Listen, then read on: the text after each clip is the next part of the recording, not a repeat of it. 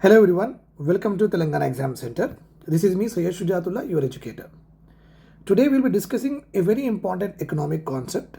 This concept is related to basic or static understanding of economy. Along with that, it is also mentioned in Economic Survey 2024 to 2025. Now here you see the Economic Survey chapter number 2 deals with monetary developments, and in that monetary developments we are having this particular the first paragraph, and in the first paragraph the first two lines are very critical, deals with concept. Let us see this. The primary objective of monetary policy is to maintain price stability and also achieve the goal of economic growth. So basically it is telling that monetary policy should achieve two important objectives. One is to control inflation. Another one is to promote economic growth. Right? Yeah, this is what they have given to us. Fine. Now, if you see it more clearly, it also says that it has given a relationship between these two. It says that price stability and economic growth rate, both are important. Means if the prices are stable, then the country will see sustainable growth. This is what I wanted to do the connection here. Okay. So monetary policy basically need to achieve two objectives, inflation and economic growth. And a stable prices or a stable inflation will give what? Sustainable economic growth. That is what they are saying to us. Clear? Yes. Now let us understand this concept, how the inflation is related to economic growth.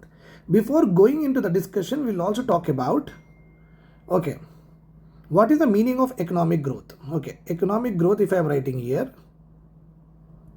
what is the meaning of economic growth? Economic growth is basically, in our technical terms, we call economic growth as GDP only, gross domestic product. Nothing but the value of, the final value of goods and services produced by the country in a given year. This is called as economic growth. Suppose 100 crore rupees of value of goods we have produced in 2024. In 2025, if we have produced 120 crore rupees of value of goods and services, it means what is the increase in the growth rate?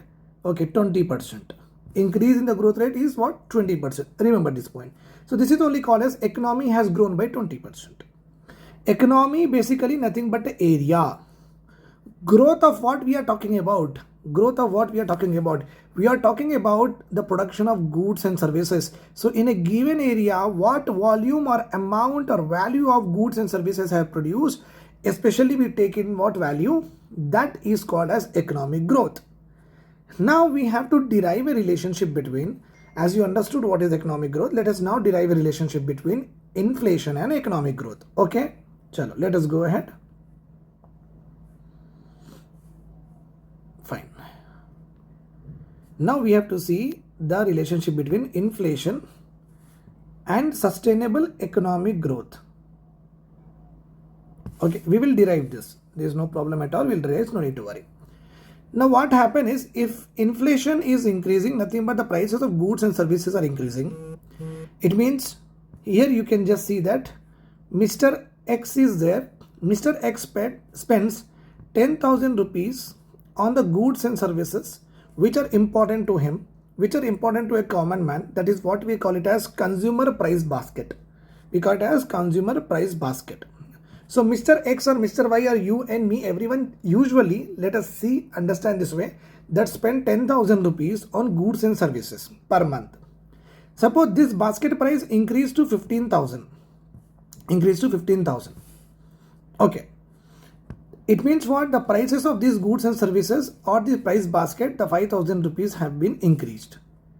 Okay. The consumer price basket, which was 10,000, now became 15,000. So 5,000 has increased.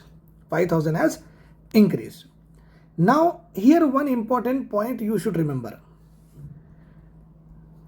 When the people are able to fulfill their requirements on higher prices, they will be left with no money.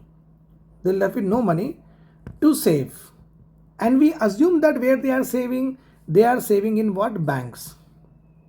Okay, they are saving in banks. So let us suppose that 10,000 basket become 15,000, and now people, whatever the savings they have, that savings also they have put in what? To buy the inflated goods and services. And because of that, what happened here is they are left with no money. They're left with no money, so they have not deposited anything in the bank. So what will happen when the bank has less money with them? Obviously, the inflation, the interest rates will increase or not? Yes, when interest rates are increasing, then lending or the consumer will not buy. Okay, so when interest rates are increasing, the lending will decrease. When lending will decrease, then what will happen? Investment will decrease.